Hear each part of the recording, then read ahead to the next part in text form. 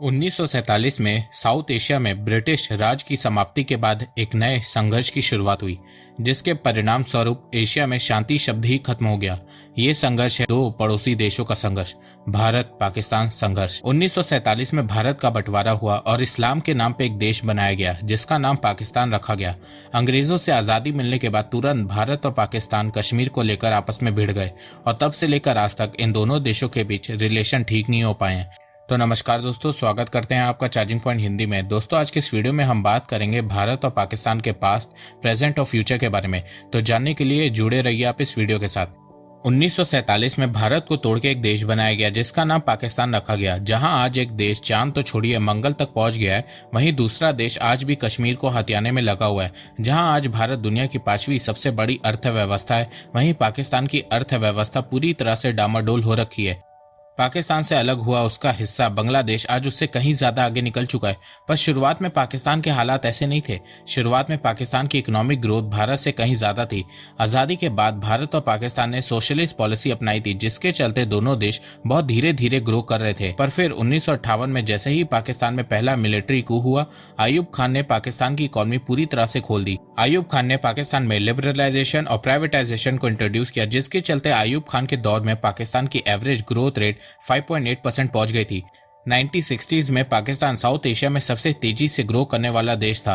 पाकिस्तान में मैन्युफैक्चरिंग को बढ़ावा देने के लिए अयूब खान ने इंडस्ट्रीज को सब्सिडीज दी, टैक्स के रिबेट दिए, टैक्स एग्जेप्शन दिए, जिसके चलते अयूब खान के 11 साल के दौर में पाकिस्तान में एवरेज मैन्युफैक्चरिंग ग्रोथ रेट 8.5% थी, जो अब तक पाकिस्तान की मैन्युफैक्चरिंग सेक्टर की हाईएस्ट ग्रोथ रेट है। अयूब खान के दौर में पाकिस्तान में पहली ऑटोमोबाइल और सीमेंट इंडस्ट्री सेटअप हुई, कई सारे डैम्स, पावर स्टेशन बनाए गए। पाकिस्तान ने अपना स्पेस प्रोग्राम सुपार्को लॉन्च किया।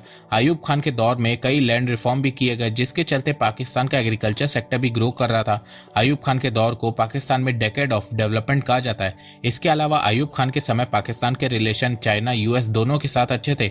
इसके अलावा 1960 में कोल्ड वॉर शुरू हो गई थी, तो यूएस पाकिस्तान को अपनी साइड में करना चाहता था, तो उसके लिए अमेरिका पाकिस्तान को खूब सारी फॉरेन एड भी दे रहा था, जिसके चलते पाकिस्तान में इकोनॉमिक डेवलपमेंट और तेजी से हो रही थी। और वहीं दूसरी तरफ भारत 1960 में भी सोशलिस्ट पॉलिसी पे टिका हुआ था, साथ में नॉन अलाइनमेंट मूवमेंट से भी जुड़ गया था, जिसके चलते यूएस और वेस्टर्न कंट्रीज भारत को उतना पसंद नहीं करते थे।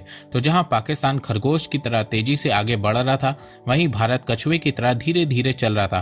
तो ये सब देख के अयूब खान ने 1965 में भारत पे हमला कर दिया, मिलिट्री पे बहुत ज्यादा पैसा खर्च किया, पर एंड में पाकिस्तान जंग भी हारा, साथ में पाकिस्तान की इकोनॉमी के गोल्डन डेज भी एंड हो गए। और फिर तब से लेकर आज तक पाकिस्तान का ये गोल्डन डेज वापस नहीं आया है। फिर इसके बाद 1971 में भारत और पाकिस्तान के बीच एक और युद्ध हुआ। पूरी वेस्टर्न कंट्रीज ने पाकिस्तान को सपोर्ट किया, पर पाकिस्तान को फिर से हार का मुंह देखना पड़ा और ईस्ट पाकिस्तान भी हाथ से चला गया, जिसके चलते पाकिस्तान की ग्रोथ रेट और तेजी से गिरने लगी। 1960s में पाकिस्तान की एवरेज ग्रोथ रेट 6.8% थी, जो 1970s में गिर के 4.8% हो गई थी। फिर 1977 में जियाउल हक ने पाकिस्तान में दोबारा से मिलिट्री रूल लगाया और फिर यहां से पाकिस्तान के डार्क डेज शुरू हुए। 1979 में जियाउल हक पैसों के चलते सोवियत अफगान युद्ध में घुस गया। सोवियत अफगान युद्ध 10 साल तक चला और इस युद्ध में जियाउल हक और पाकिस्तानी आर्मी ने खूब पैसा कमाया। अमेरिका के अलावा अरब देशों से भी पाकिस्तान में खूब पैसा आ रहा था, जिसके चलते जियाउल हक के समय पाकिस्तान में ग्रोथ रेट वापस से बढ़ने लगी और 1980s में पाकिस्तान की एवरेज ग्रोथ रेट 6.5% तक पहुंच गई थी। कई एक्सपर्ट्स का कहना है कि अफगान सोवियत युद्ध के समय पाकिस्तान को हर साल 5 से 7 बिलियन डॉलर का फॉरेन एड आता था, पर इसका नेगेटिव इम्पैक्ट भी पड़ा और इसका नेगेटिव इम्पैक्ट पाकिस्तान आज तक उठा रहा है। जिया के समय पाकिस्तान में रेडिकलाइजेशन बहुत तेजी से बढ़ी। ऐसा इसलिए क्योंकि जिया को अफगानिस्तान में लड़ने के लिए मुजाहिदीन चाहिए थे और जियाउल हक अफगानिस्तान में जिहाद करने के लिए पाकिस्तान में मुजाहिदीन की फैक्ट्री बना रहा था और आज यही मुजाहिदीन तहरीके तालिबान पाकिस्तान बने, जो पाकिस्तान की बैंड बजा रहे हैं। इसके अलावा 1988-89 में जैसे ही सोवियत अफगान युद्ध खत्म हुआ, पाकिस्तान की ग्रोथ रेट वापस से गिरने लगी। और वहीं दूसरी तरफ भारत भी एक बहुत बड़ी इकोनॉमिक क्राइसिस को फेस कर रहा था। 1991 में भारत में आर्थिक मंदी देखने को मिली।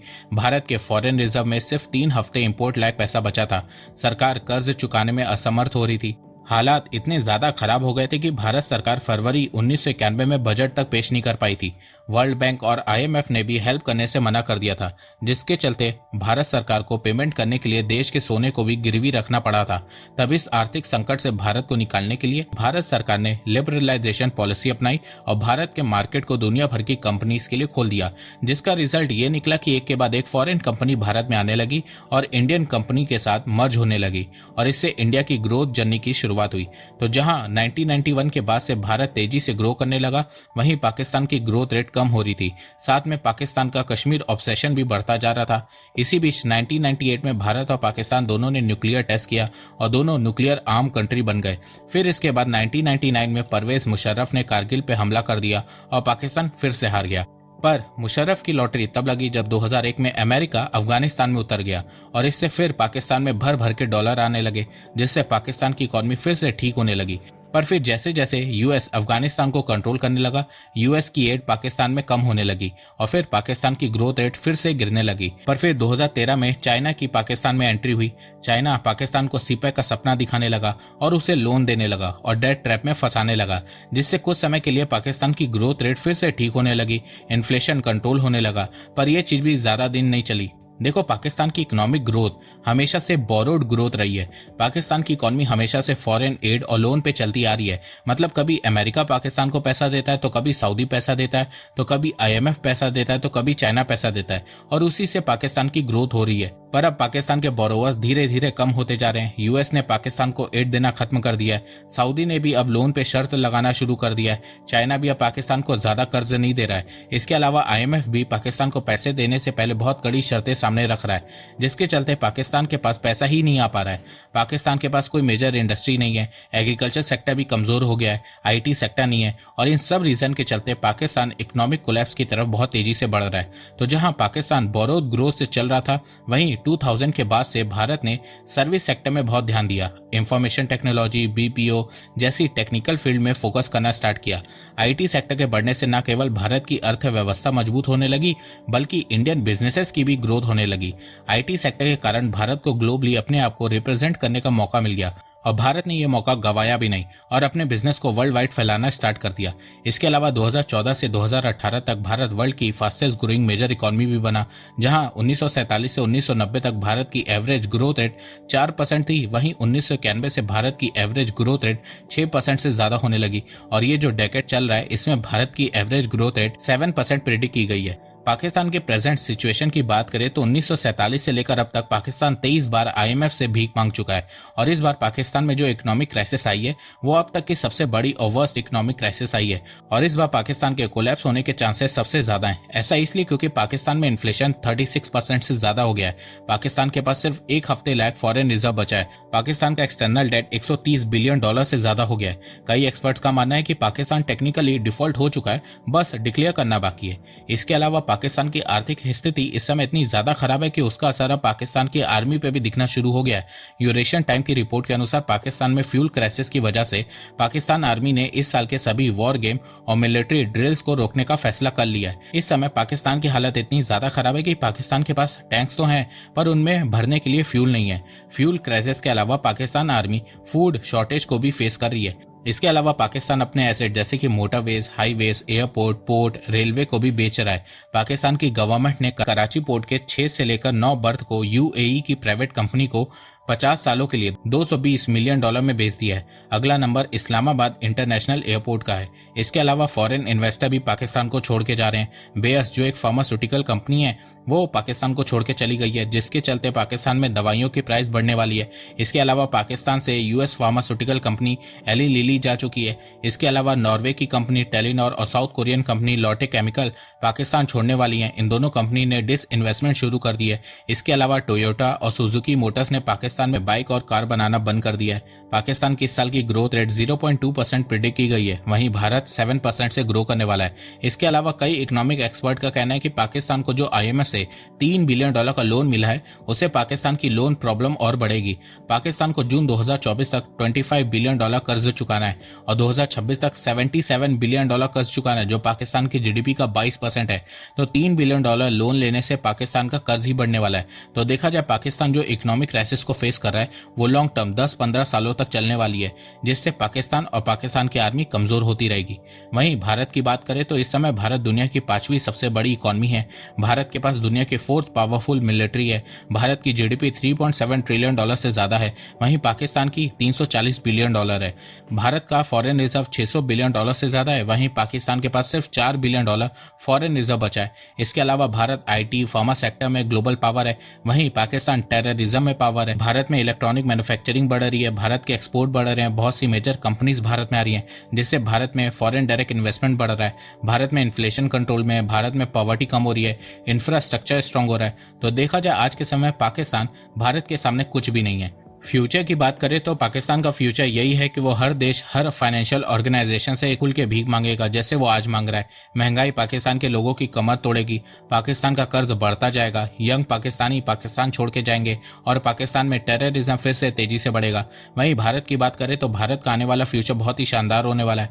भारत आने वाले 4 साल में $5 ट्रिलियन के साथ साथ वर्ल्ड की 3rd लार्जेस्ट इकॉनमी बनने वाला है। इसके अलावा दुनिया भर के टॉप ऑर्गेनाइजेशन, एजेंसी और इकोनॉमिस्ट का मानना है कि 2030 तक भारत एक इकोनॉमिक पावर देश बन सकता है। 2030 तक भारत की नॉमिनल जीडीपी कम से कम $8 से $9 ट्रिलियन के बीच होगी। इंफ्रास्ट्रक्चर की बात करें तो 2030 तक भारत का इंफ्रास्ट्रक्चर बहुत बेटर हो जाएगा। Dedicated freight corridor, Bharatmala, Sagarmala complete हो चुके होंगे। इसके अलावा बहुत से इंडस्ट्रियल कॉरिडोर कंप्लीट हो चुके होंगे और ये सब भारत की अर्थव्यवस्था में बहुत ज्यादा योगदान भी दे रहे होंगे। तो जहां पाकिस्तान का फ्यूचर डार्क है, वहीं भारत का फ्यूचर ब्राइट है। देखो, भारत को आजाद हुए 76 साल हो चुके हैं और आने वाले 24 सालों में भारत के 100 साल पूरे हो जाएंगे। अब इस चीज को देखते हुए बहुत से एक्सपर्ट अब इस बात पे विचार कर रहे हैं कि क्या आने वाले 24 सालों में भारत वापस से अखंड भारत बन पाएगा, क्योंकि जहां ब्रिटिशर्स और अमेरिकन को लगता था कि भारत आजादी के 50 साल भी पूरे नहीं कर पाएगा, आज वही भारत अपना 77th इंडिपेंडेंस डे बना रहा है और अब भारत धीरे धीरे फिर से एक शक्तिशाली देश बनता जा रहा है। तो इस चीज को देखते हुए अखंड भारत के बारे में फिर से सोचा जा रहा है। तो देखो, अगर भारत को अखंड भारत बनना है तो उसके लिए 2 चीजें लगेंगी और वो 2 चीजें इकोनॉमी और मिलिट्री हैं। और ये दोनों चीजें एक दूसरे से रिलेटेड भी हैं, क्योंकि बिना स्ट्रांग इकोनॉमी के मिलिट्री स्ट्रांग नहीं हो सकती है और बिना स्ट्रांग मिलिट्री के भारत अखंड भारत नहीं बन सकता है। तो भारत को आने वाले 24 सालों में अपनी इकोनॉमी पे बहुत ज्यादा ध्यान देना होगा। अगर भारत ऐसा कर लेता है तो अखंड भारत बनना पॉसिबल है। वहीं पाकिस्तान की बात करें तो देखो, पाकिस्तान ने जैसे तैसे अपने 76 साल पूरे कर लिए, पर आने वाले 24 साल पाकिस्तान के लिए बहुत बुरे होने वाले हैं और इन 24 सालों में पाकिस्तान कई हिस्सों में टूटेगा। अच्छा, कुछ पाकिस्तानी यहाँ पे कहेंगे कि चाइना उन्हें बचा लेगा, तो देखो ऐसा कुछ नहीं होने वाला है। चाइना ऑलरेडी पाकिस्तान में बहुत ज्यादा इन्वेस्ट कर चुका है। इसके अलावा चाइना भी एक इकोनॉमिक क्राइसिस की तरफ बढ़ रहा है और फ्यूचर में चाइना की पावर धीरे धीरे कम ही होने वाली है। तो जिस तरह इस समय यूएस का ऑप्शन पाकिस्तान के लिए खत्म हो गया, फ्यूचर में चाइना के साथ भी यही होने वाला है। तो दोस्तों, मुझे लगता है कि अब आपको सब समझ में आ गया होगा। तो अगर आपको ये वीडियो पसंद आए तो आप इस वीडियो को लाइक कीजिए और अब आप मुझे सपोर्ट भी कर सकते हैं पेट्रियन और यूट्यूब में ज्वाइन बटन के थ्रू। एक बात मैं कहना चाहता हूँ, आप जितनी मेरी वीडियोस को शेयर करेंगे उतनी ही रीच मेरी बढ़ेगी और उतने ही लोग मेरे से जुड़ेंगे। तो वीडियो को शेयर करना, चैनल को सब्सक्राइब करना बिल्कुल भी मत भूलिएगा। मैं ऐसे ही एजुकेशनल वीडियोस लाता रहूंगा आप लोगों के लिए। तो अभी तक के लिए बस इतना ही। धन्यवाद। जय हिंद, जय भारत।